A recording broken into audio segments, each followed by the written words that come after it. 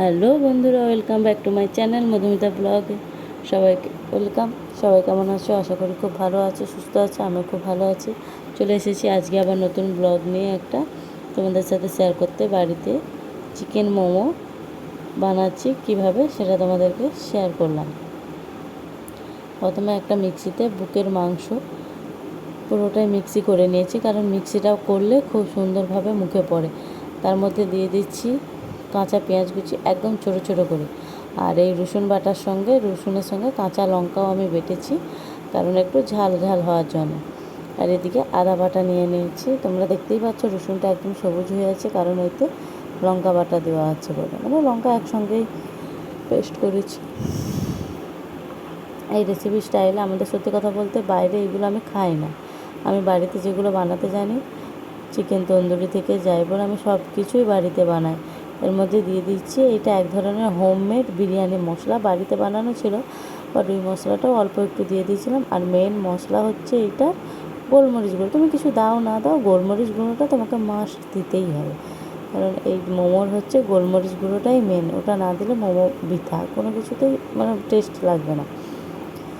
এর মধ্যে এক এক করে লবণ, সোয়া সস, ভিনিগার এইসব দিয়ে সাদা তেল দিয়ে এটাকে অনেক টাইম ধরে ম্যারিনেট করতে হয় বলে আমি এটাকে দুপুরে খাওয়া দাওয়ার পর থেকে আমি বানিয়ে রেখেছি, কারণ সন্ধেবেলা বানাবো। একে অনেক টাইম একটু ম্যারিনেট করে রাখলে কী বলতো, যেহেতু তো ভাজাভুজি হচ্ছে না, এটা ভাপানো হবে একদম ডাইরেক্ট। তাই এবার দিয়ে দিচ্ছি ভিনেগার, এটা দিয়ে দিলাম 3-4 সিপি। অনেকটাই তো চিকেন দেখতে পাচ্ছ, যেহেতু অনেকজনই খাবে। এবার আমাদের দুদিন ধরেও খাওয়া হয়, ফ্রিজে রেখে দিই বানিয়ে। এবার ভাজা হোক ভাপিয়ে হোক পরে খাওয়া হয়। বানিয়ে রেডি করা থাকলে ব্যাস। এই যে দিয়ে দিচ্ছি সোয়া সসটা অনেকটাই পড়েছে বলতে অনেকটাই চিকেন ছিল বলে 4 সিপের মতোই দিয়েছি। তোমরা এখানে কমও দিতে পারো, বাট গোলমরিচ গুঁড়োটা যেন ভালোভাবেই দাও। এখানে আমি ভালো করে মিশিয়ে নিয়েছি। অল্প একটু পেঁয়াজ কম হয়ে গেছিলো, তাই পরে আবার আমি পেঁয়াজ কেটে পরে মিশিয়ে নিয়েছিলাম, তোমাদের সাথে সেটা শেয়ার করিনি। এই দেখো, ওখানে আর একজন গল্প করতে আসছিলো, সে বসেছিল।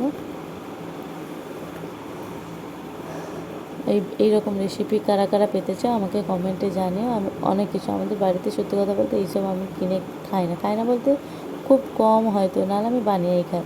দেখো, ওই কিনতে গেলে 4-5টা আমার পোষায় না, একটু বেশি না করে দিলে আমার পোষায় না।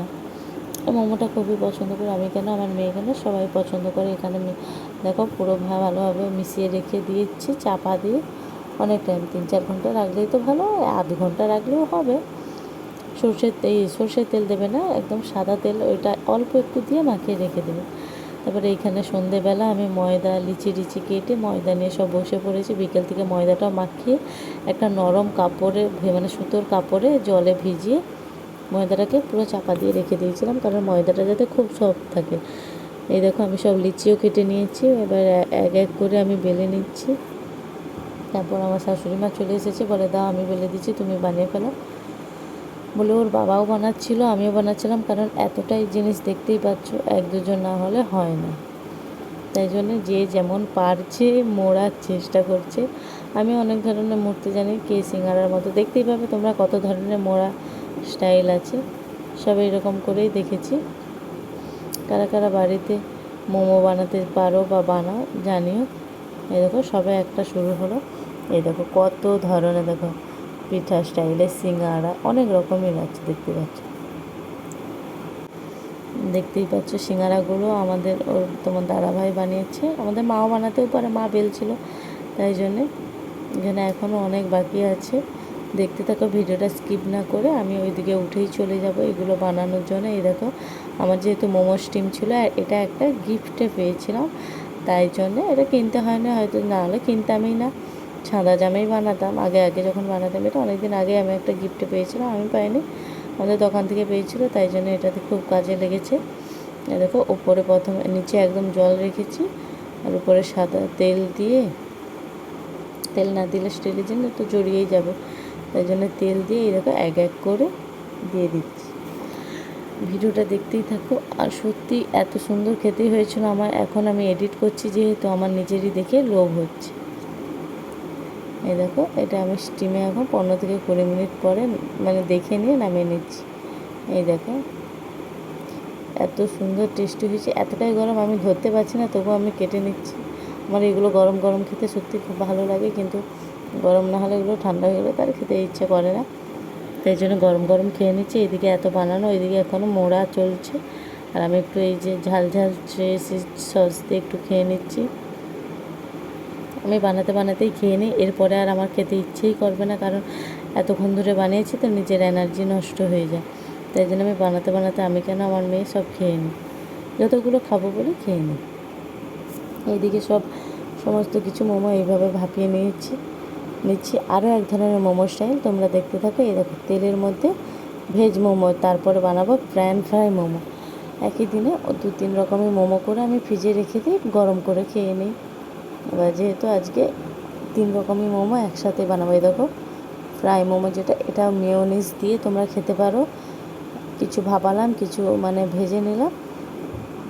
এরপরে দেখো আরও একটা নতুন স্টাইলে কড়া থেকে অনেকটাই তেল কমিয়ে নিয়েছি, এর মধ্যে দিয়ে দিচ্ছি ক্যাপসিকাম, কাঁচা লঙ্কা, কাঁচা পেঁয়াজ, আদা রসুন কুচোনো, কোনো বাটা না, কুচোনো দিয়েছি। দিয়ে তেলের মধ্যে হালকা লবণ দিয়ে এটাকে নাড়াচাড়া করে নেব, দিয়ে এটাকে একটু ভাজা ভাজা মতো করে নেব। ভাজা ভাজা হলে খুব সুন্দর, এটা হচ্ছে প্যান ফ্রাই মোমো।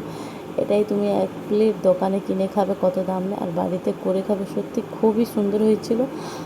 আমরা যখন খাচ্ছিলাম সত্যি সবাই বলে এইগুলো প্যান ফ্রাই মোমোটা আজকে ফার্স্ট বানালাম। এমনি মোমো ভেজ মোমো এসব বানায়, প্যান ফ্রাই মোমোটা সত্যি আজকেই ফার্স্ট বানালাম। এবার এর মধ্যে তোমরা ইয়েলো ক্যাপসিকামও দিতে পারো বা রেড ক্যাপসিকামও দিতে পারো, আমার কাছে ছিল না তাই সবুজ ক্যাপসিকাম ছিল, সেটাই দিয়ে তৈরি করেছি। এর মধ্যে দিচ্ছি লাল টমেটো সস, কারণ এর মধ্যে অনেক রকমের সস পড়বে, প্যান ফ্রাই মোমো তো।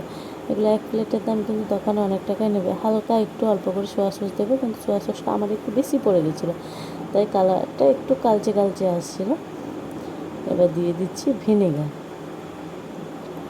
দেখো এইগুলো মশলাগুলো একসঙ্গে এমনিতেই দিলে সত্যিকারে খুব সুন্দর হয়েছিল। আর এটা হচ্ছে সেই ঝাল সস যেটা ছিল প্লেটে, দিয়ে দিচ্ছি ওটা, কারণ অনেকটাই বাড়া হয়ে গেছিলো।